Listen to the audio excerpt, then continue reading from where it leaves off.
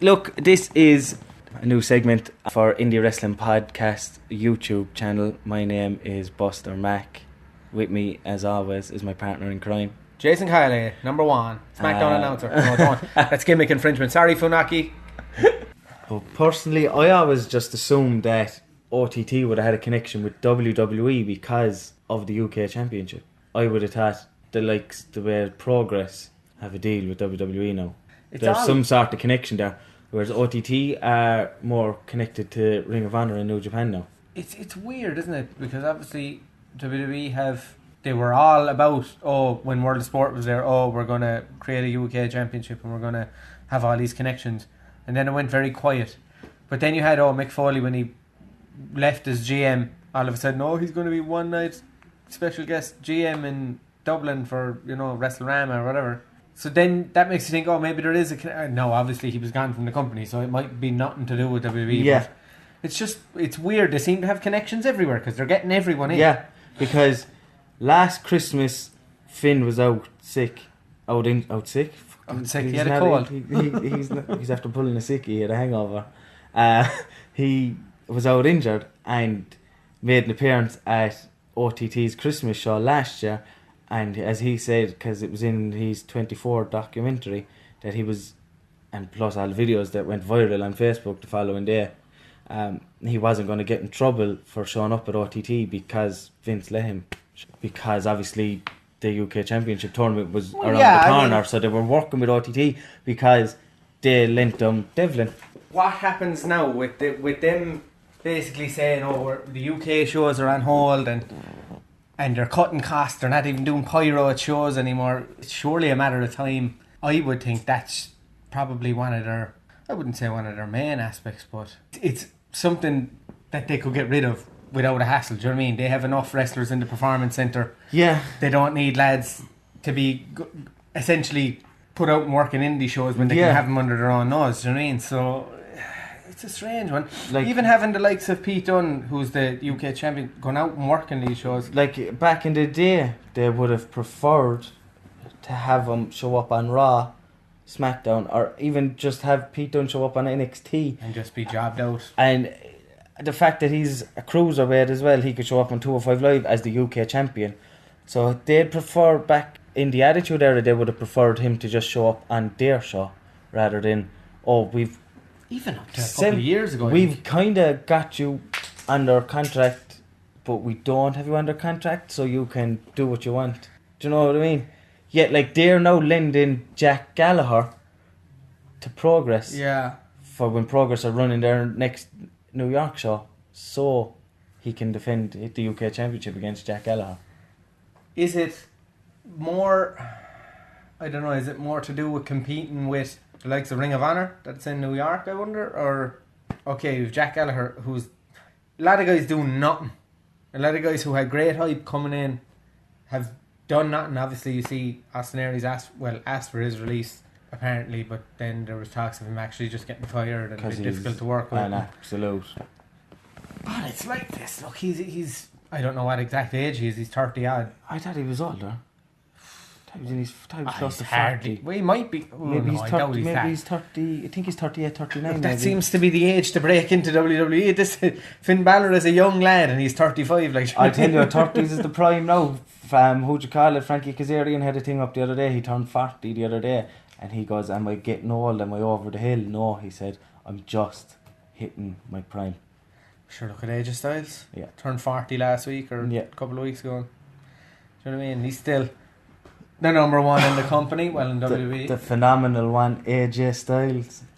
The only reason I believe that Kenny Omega would leave New Japan Pro Wrestling, is to wrestle AJ at WrestleMania. So we're just shooting the breeze. This is what we're going to be doing, and looking. Shooting the breeze. That's a good name for a show. And looking at copyright. And we're going to be looking at how they should have booked it. That's what it is. We're looking at, or how if certain people got their heads out of their asses, they'd make the product much better for people to watch. Sorry. Currently, we had a plan for today's show, but we've now realised that undertaking 3 months of a storyline is very hard to do. Especially when you try and work, full-time jobs.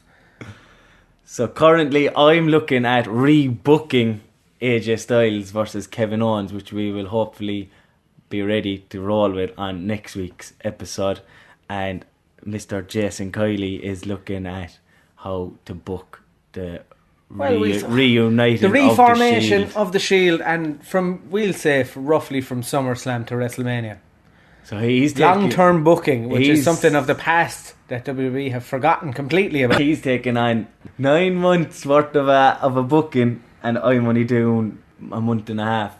It's running from the 4th of July SmackDown to SummerSlam is mine. So we'll probably run with my one first, and then run with the reformation of the Shield. Because let's be honest, right? You could book that of Kevin Owens and AJ Styles have one match, and it's 30 minutes long, and it's brilliant, and AJ wins or Kevin Owens wins, and it would still be better than what they've actually put on. Oh, his shoulders were down. TV. The referee couldn't see. Oh, the referee was. It's just. And actually, I heard saying that they don't, and I never cop this.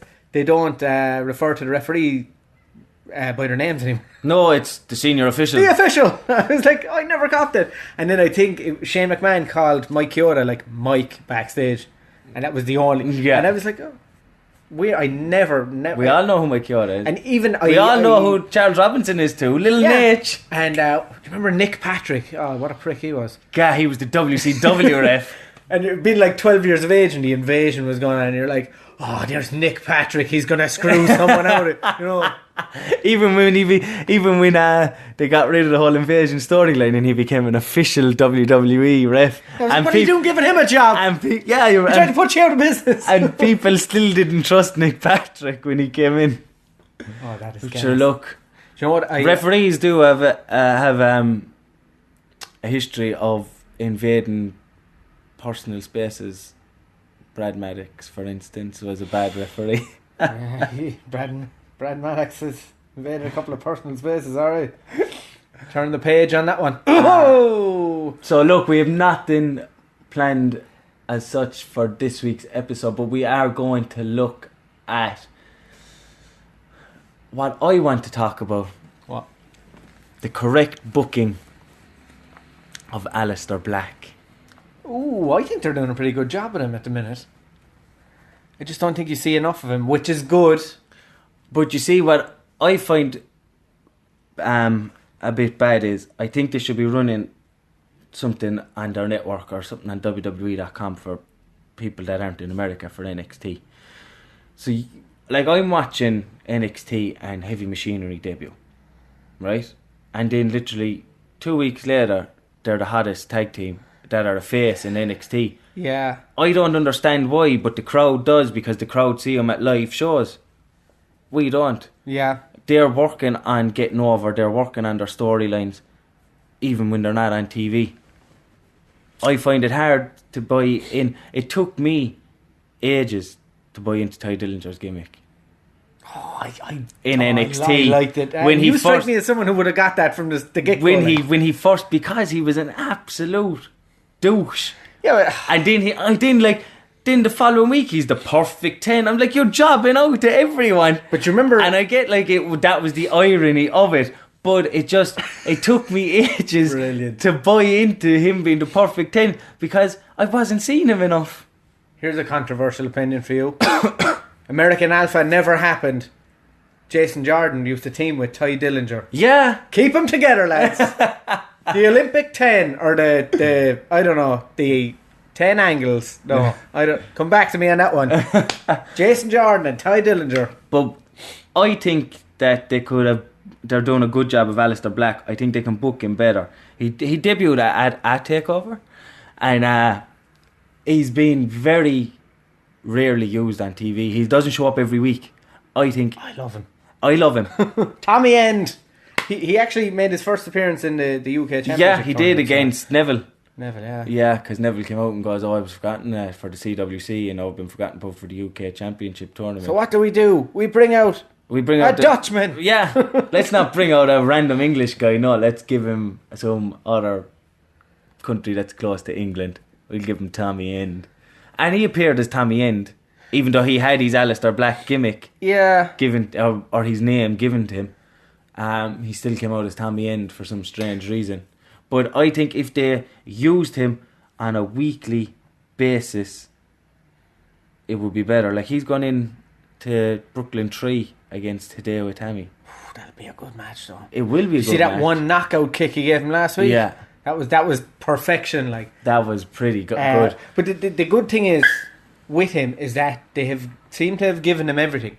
He has the entrance, and he has the main event music. You know, he doesn't have this pure generic music. You know, and what I like about his entrance, the way he rises up like he's in a coffin, is it's not a takeover entrance. It's not a pay-per-view entrance. It happens every week. Yeah, it's not like Balor's Demon or Demon King as he's called now gimmick that only happens at big.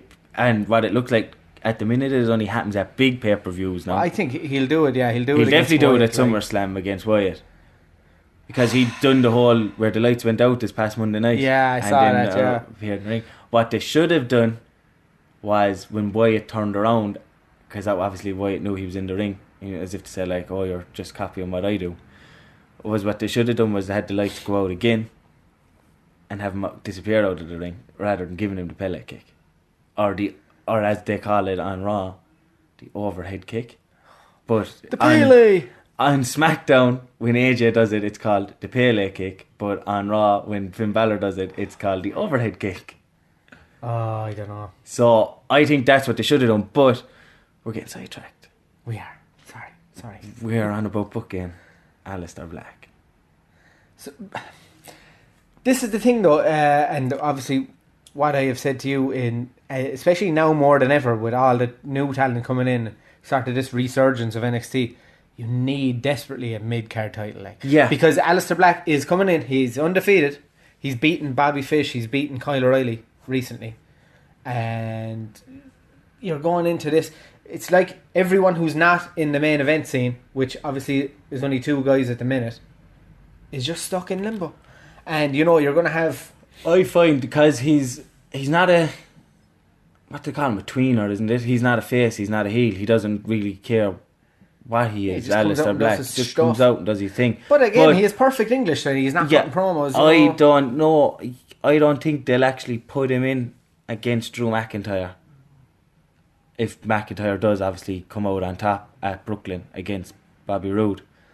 But I don't think they'd put him in a feud with McIntyre, because I think they'll put him in against a heel for the NXT title. Yeah. So I think if they did have a network title rather than a television title, we'll call it a network title because they're on the network. And I'm sure they'll go away and patent that right now as you said it. Yeah. Look it up. Network title. Patented. Then they should definitely put it on someone. If you look at the likes of, there's 2 guys for definite that are not main event status in NXT, and that is Andrade Cien Almas and No Way Jose. What's this new character that Almas is doing? He's like a fella that's horn and touring and going to nightclubs every week. He loves to spend his money inside Nikon, shifting young ones. Literally, and now this girlfriend is on the scene who no one even knows yet. They literally announced it on Thursday night on NXT, or Wednesday night on NXT. They were like, next week Andrade Cien Almas will face No Way Jose with this mysterious new woman by his side. They haven't even given her a name yet, and she's appearing mysterious on TV. No Way Jose though is one of those, and I think they should give him a valet though. Remember we talked about this before. I think they should give him a proper name. I think like Jose Consuela, you know.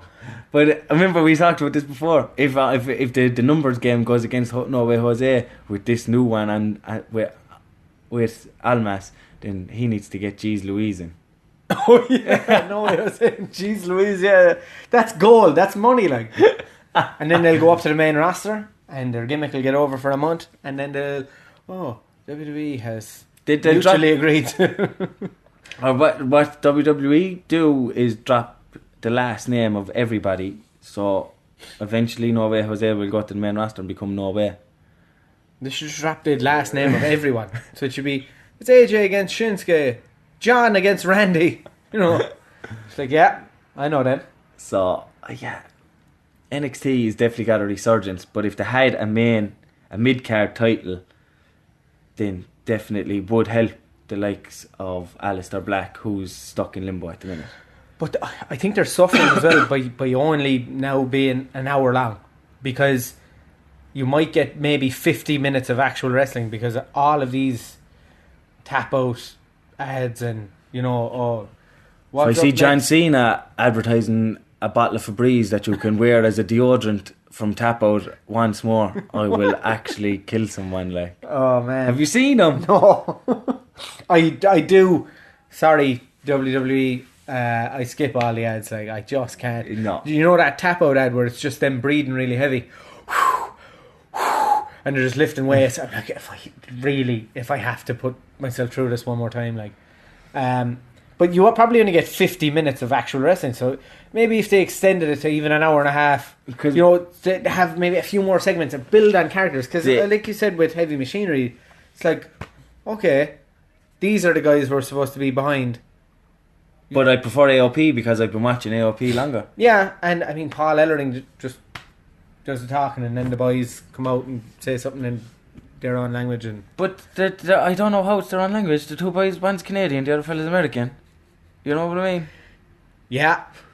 That's like wherever they're from. Like Jinder Mahal is Indian, what but are he's was Canadian. One from Algerian, I think, or like Algerian roots or something. Look, WWE. It's the typical WWE. They'll probably say heel foreigner gimmick. The WWE will probably say that they're related to the Samoan somewhere down the line, because it's WWE and they love to have a Samoan in their ranks, like. Yeah. So literally, but that is like, I would look at putting Aleister Black out on show every week. Like, they ran a 20-minute advert this past Tuesday night on SmackDown advertising the fact that he was going to be in action on NXT the following night. Did you just say 20-minute ad? Sorry. I was like, wow, they're really getting behind him. They ran a 20-minute ad. Like, about 5 minutes of an ad. Why did I say 20? I don't know. You know, just before it actually took an ad break, it showed this 5-minute ad for NXT, but it was all about the fact that Aleister Black. It didn't advertise NXT in one bit. It was that typical promo video that they play on NXT for Aleister Black. They showed that on SmackDown, and it was NXT live tomorrow night only on the WWE network. Aleister Black will be in action. Oh, emphasis on action. And then he faced Kyle O'Reilly. That was a quality match, was wasn't it? Bobby Fish the week before, Kyle O'Reilly this week. That's what you need. Or was it even the week before? 2 weeks ago? 2 weeks before, yeah. Yeah, but like, if they had Aleister each week, like, I don't want them to be going over the new guys either that are just coming in. But it's a strange decision, isn't it? yeah, but like, Kyle O'Reilly definitely had a way better match against Aleister Black than Bobby Fish did 2 weeks before that. I mean, the only thing you kind of worry about is for these, and if they're being pushed, like, these so-called mid-card guys, is look at Chris Hero or Cassius Ohno or whatever, and Hideo Itami. They're not doing much, like, at all. You know, you get the match here or there, and then they might get, like, obviously Itami wrestled Bobby Roode last. We're thinking, okay, and then he got pushed right back down. He's a heel now, which is good, and, you know, he came out and... I don't know what he was like before he came. I don't know whether he a face or a heel before he came to WWE, but he seems to be fitting into the heel role better than what he was fitting in as a face. See, you can work in Japan either or. You can... Like, obviously, Okada did it last week in the G1. He worked one match as a heel, and he's so cocky that he just pulls it off. Yeah. And then you're just kind of... You know, they don't overly do it with babyface and heel, really. It was like Almas. Almas was part of... Say it for me, because you can pronounce it better. Los Ingobernables. Yes. Sorry about the accent. He was part of that one but it was actually in the Mexican CMLL promotion. He was in the Mexican side of it. He came from there as a lucha with masked, playing a heel, to come into WWE without a mask.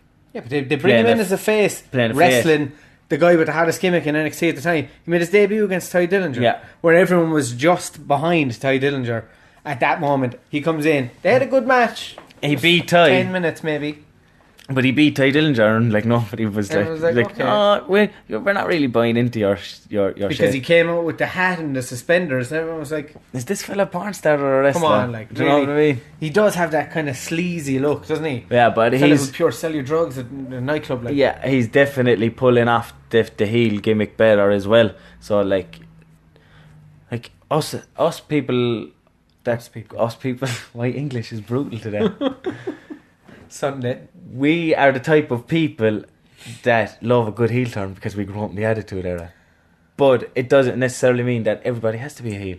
It just, some people play a heel better than they can play a face. It's WWE, I think, have really forgotten how to book faces and heels, because the faces get booed, the heels get cheered more often than not, because it's almost as if they're still living in that early 90s kind of, this guy can overcome anything, everyone's going to cheer him.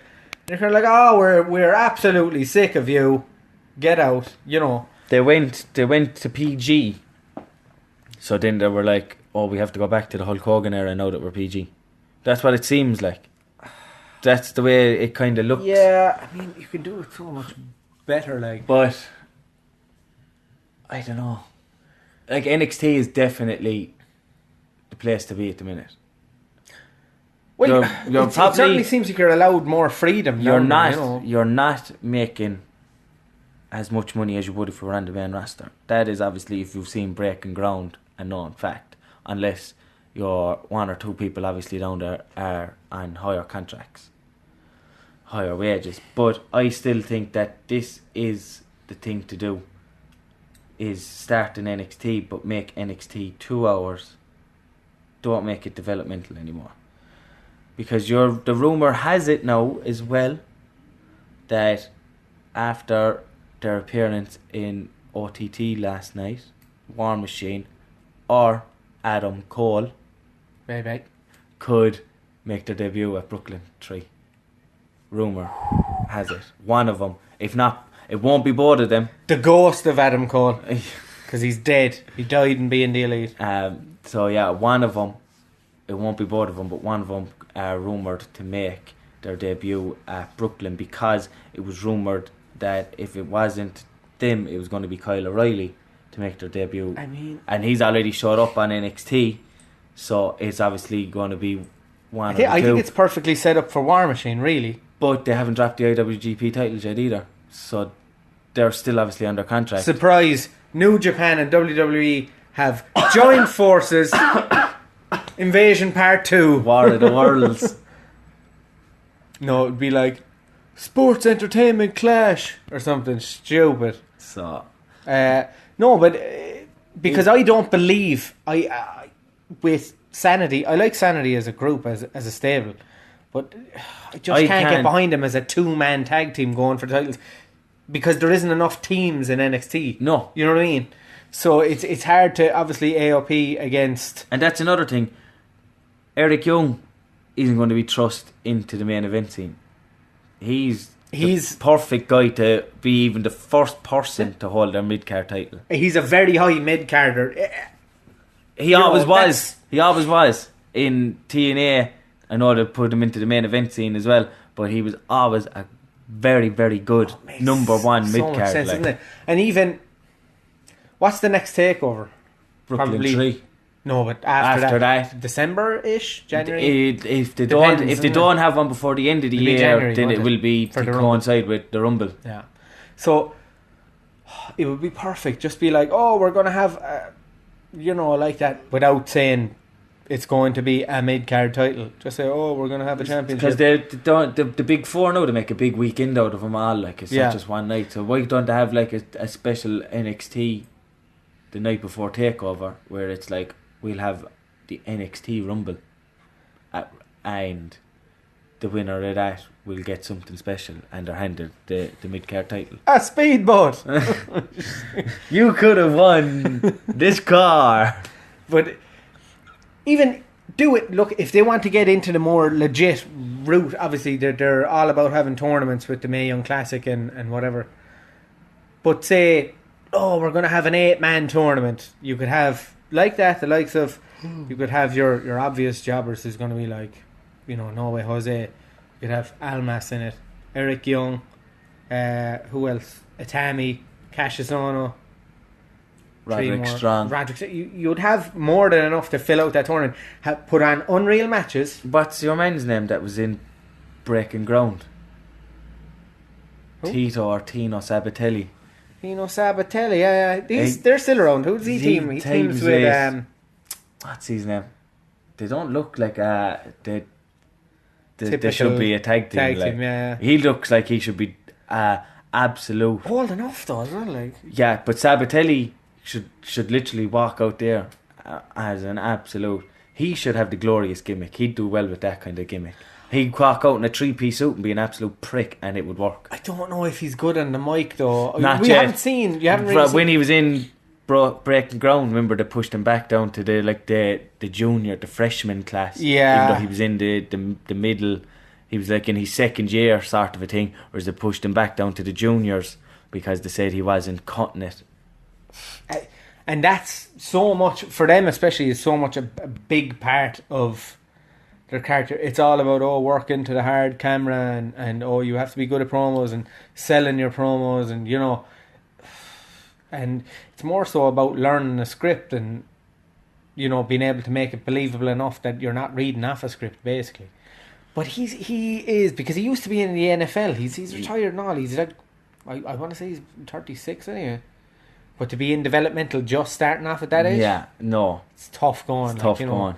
Because one thing they have struggled to do since NXT has come around is develop their own talent that's been on TV. Yes. Maybe Baron Corbin is a guy that they brought in. Yeah, he's an NXT guy. Who else that hasn't been established outside and come in, and that's where they're going now. They're taking these guys. Baron Corbin is the only one I can think of that has made it to the main event shows that hasn't come from the indies.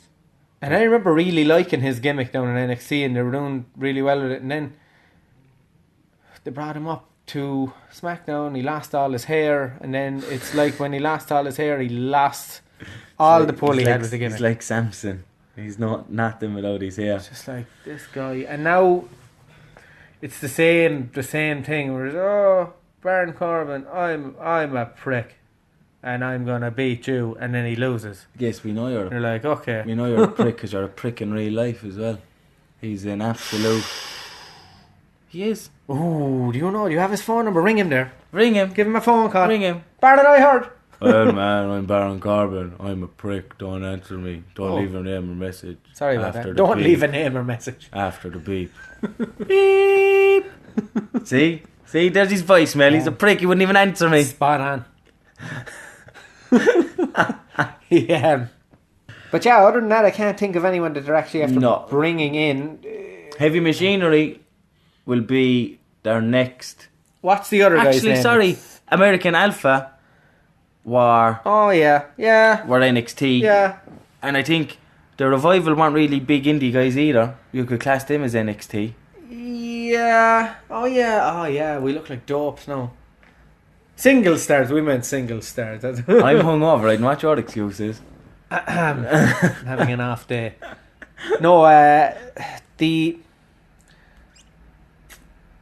this is it, but we'll say in terms of, the Revival seem to have it all. They're just good bad guys. You know what I mean? They're great workers they're great on the mic. I saw a video of... And they now have Forever the Revival t-shirts, which is hilarious. Hashtag FDR. That's playing off... That's just playing off a good thing. Like, did you see in the latest, off topic, the latest Being the Elite video where they randomly cut to Kevin Kiley in Japan in a baseball field? Kevin Kelly? Oh, Kevin Kelly. Stealing my last name. You got confused. And he's talking to some random Japanese guy who's the chairman of the Being the Elite fan club, and he just starts rambling a load of absolute chungum in Japanese and just finishes it off with "too sweet," and then he's like, "Can you say that in English? Because we know you can speak English." Oh yeah, I'll translate it in English. Yes. Fuck the revival. That's taken over, man. New Japan is not for kids. So it's definitely, they're definitely good bad guys. I was back to what I was actually going to say was, I seen a video the other day of Aaron Anderson and Tully Blanchard, and it was like looking at Oh, it is. the revival. They're that's why literally, Jim Cornette loves them so much. I think it's just they're all time. The problem being is obviously you haven't seen too much of them on the main roster because of the injury. yeah, they all brought in jaw a week But after they got called up. Them in NXT, it worked so well because they did all that heel stuff, but doing it every week. I tweeted on Monday they were due to face Enzo and Cass at one of the takeovers. They were the NXT champions. And it was like the third time they were facing off against Enzo and Cass. I was like, Enzo and Cass, they have to win it. Like, Yeah. have to. They're so over. They have to win it. So I went on to Twitter. I was like, Enzo and Cass have to win this. Blah blah blah. I can't remember. I said tagged the revival in it as well. And Scott Dawson tweeted me back. Say what? Stop following me. Excellent. So they know how to be a bad guy, but still be nice about it. Like, And this is it. Like the tag team division in Raw, especially. You know, they're like Gallows and Anderson being heels. It's kind of cheesy. Obviously, nerds. And, it's just like, I love Gallows and Anderson. I loved them obviously in the Bullet Club in Japan, where they were allowed to more so do their own thing. But when you're having these guys write promos for them, and it doesn't come across as organic, especially to guys who've been outside of WWE and haven't done it for years and years. You know, Yeah. they're coming in. It seems a little bit forced. Like obviously with Roman Reigns, he just well, like doesn't have charisma. the thing is, they need to stand up for themselves and just be like, I'm not reading what you've wrote for me.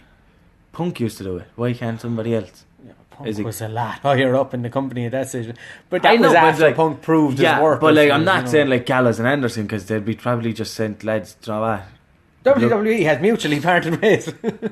No, but someone high up, like say Finn Balor, he's handed a script, which he probably is. He should just be turning around and go, no, I've cut my own promos for the last how many years I've been in Japan. Why should I do it this now?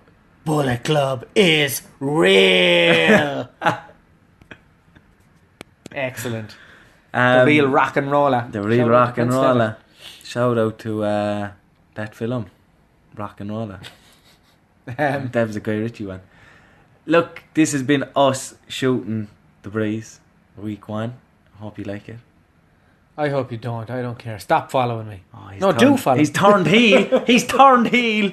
I'm at the Buster Mac on Twitter. And I'm JK2Sweet on Twitter. You can follow us on Facebook. Just search Indie Wrestling Pod, and the same on Twitter as well, Indie Wrestling Pod. And obviously you've subscribed to our YouTube channel already if you are listening to us right here. We didn't get to the bottom of how to book Aleister Black properly rather than have him show up every week, then every second or third week. But I feel that is all they need to correct with him.